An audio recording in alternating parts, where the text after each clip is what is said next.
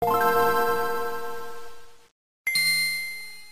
everyone, we have an update on a story we covered a while back about the Frostbite engine from Electronic Arts coming to Nintendo Switch. Now, we got this information from a YouTuber known as DocTray81, who is also one of the YouTubers that discovered that Bandai Namco was the company working on Metroid Prime 4 before it obviously was taken away from them and given to Retro Studios recently, according to Nintendo. And he discovered a LinkedIn profile essentially a while back that listed, it didn't explicitly say that it was Frostbite for Nintendo Switch, but the profile itself clearly indicated this person was working on an SDK for Nintendo Switch, and the games that he had worked on SDKs for before also happened to be Frostbite games. So it was one of those things where you could infer from that LinkedIn profile that the person was working on the Frostbite engine for Nintendo Switch.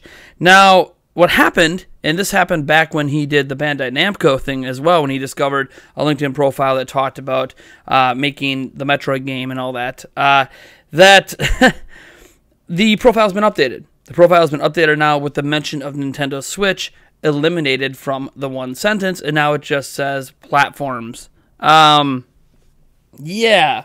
It's not really a big edit, but it's an edit that takes out the Switch specifically, and after that news made the rounds on the internet, because after all, DocTray81, as I said, he's got a history here with these profiles of finding out this information, it's become clear that this is probably a confirmation that Frostbite's coming to Switch, and that employee, while not in trouble for what he listed in the profile, since his profile didn't specifically say he's making Frostbite for Switch, was told to eliminate the Nintendo Switch from the line in his profile, and that's that. Now, to DocTray81's credit, he has, 1, not revealed who this employee is, 2, has not revealed, the exact department this employee works in. Essentially, this person, DocTray81, has done a great job at making sure that publicly, no one's really sure who this is. The only way you're going to find out is if you go on LinkedIn and you start digging through every employee at EA to figure this out.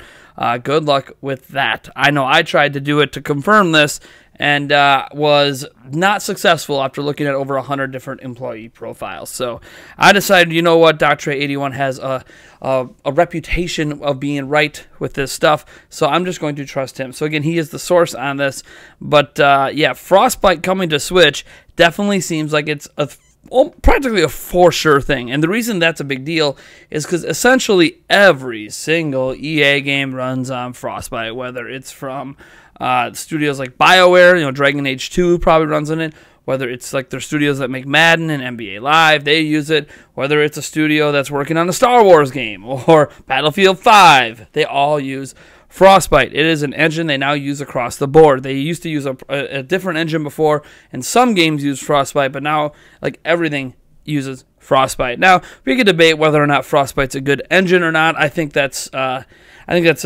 interesting conversation. I also think it's an interesting conversation when we just talk about companies like Ubisoft and companies like EA that kind of make like these engines and then try to make every game across the whole company work on those engines. Right now, for Ubisoft, that engine is Snowdrop. They are using the Snowdrop engine on almost everything moving forward. Yes, the recent Assassin's Creed games did not use it, but those started development before they were really pushing the Snowdrop engine, which made its debut with The Division. So, and on Switch even, we already know Switch supports the Snowdrop engine because Mario plus Rabbids Kingdom Battle was made with the Snowdrop engine. So, Snowdrop engine support is there on Switch, but whether or not that means we're going to get other games is unknown. The biggest thing is, why would they have an employee working on making Frostbite work on Switch? I'm sure it's more than one employee, but if they didn't have a plan to bring more games to Switch, because they could just keep bringing FIFA, this older engine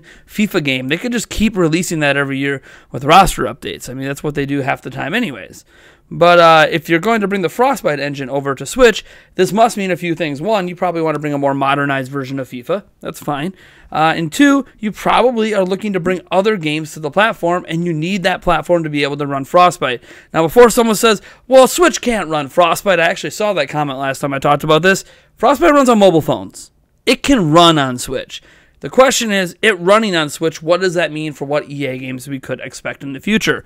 Personally, I think this opens up their entire sports division. So NBA Live, Madden, golf, all their sports games could easily come to Switch. I think that is one thing that you might see just with a lower resolution and all that. And beyond that, it's anyone's guess. I personally would love to see the new Dragon Age game come to Nintendo Switch. I don't think it's going to happen. I think expecting it to happen is pretty foolish. I would like to see any future Star Wars games, even if they screw it up. I would like to see those come to Switch. Maybe a future Battlefield game, not Battlefield 5, but something else. That would be nice too, but I don't think we're going to get that either. I think this just more so opens the doors for them to bring more of their sports games over, or any other smaller titles that they usually toss together in over a year, rather than titles they spend multiple years on that they seem to be pushing the highest of high visual fidelity, which is okay. I don't mind that actually existing in gaming, but I don't think those studios are considering Switch as a platform for their games, even if I wish that they would. That being said, you guys let me know about this Frostbite stuff. Do you think this is a big deal? Are there any EA games, despite the hate? I know a lot of you guys have gone to say, we don't need their games. I know a lot of people have a zillion reasons, justified reasons, to not like EA as a company. But are there some games in their portfolio that we are aware they are making you would like to see on Switch? Because in spite of all of the crappy things they do, they somehow seem to release some quality games here and there.